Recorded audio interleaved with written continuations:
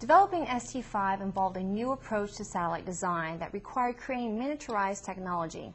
This next feature tells us how. ST5 is about demonstrating new technologies for satellites on orbit and making small satellites so future programs can benefit from it. ST5, we have done several unique things, and that's to miniaturize something like a magnetometer that usually is a very large component on spacecraft, make it something that fits in the palm of your hand. And also technologies like electronics that they usually are higher voltage, but we are going to demonstrate on ST5 that very low voltage and low power technologies can be used in space. Basically, since we're launching 3 of them, it's going to prove how you manage 3 satellites at the same time on the orbit.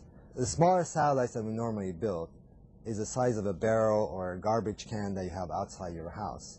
But ST5 is building a satellite which is 25 kilograms and the size of a large birthday cake. The low-power electronics that we're using and validating on the ST5 mission is going to make the future satellites much smaller because it's going to be consuming less power. And also, this technology will find its way into the commercial market, which make the cell phones much smaller. All the electronic components will be much smaller and will consume less power. The most interesting thing about ST5 is that it's small and it's capable, and that you can really do interesting science with it. We've miniaturized a number of components. First of all, we have a microthruster. That's what moves our spacecraft around. It's about the size of a quarter. We have a lithium-ion battery, one of the first lithium-ion batteries to be flown in space. It fits on my outstretched hand. We have a magnetometer that's a very capable science instrument that fits inside my fist. We have a transponder. That's what we use to communicate between the spacecraft and the ground that would fit into this hand right here.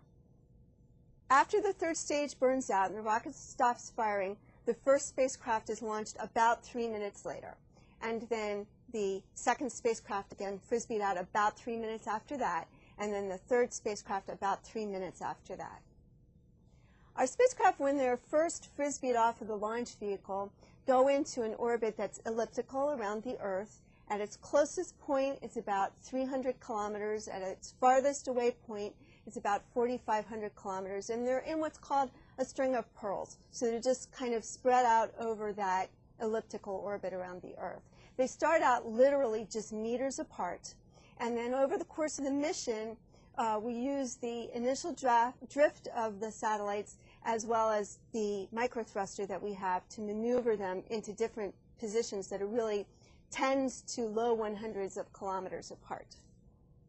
We're also developing some ground system technologies. What we've done is to highly automate our control center, and we'll be using that over the course of the mission, and we're going to do a 1-week lights out demonstration. And what that means is that there will be no actual people manning the consoles, that the automation will be taking care of the spacecraft. And the reason that's useful is because in the future, we'll be having lots and lots of spacecraft, and we can't have lots and lots of people operating them. We'll have to have the computers all taking care of it by themselves.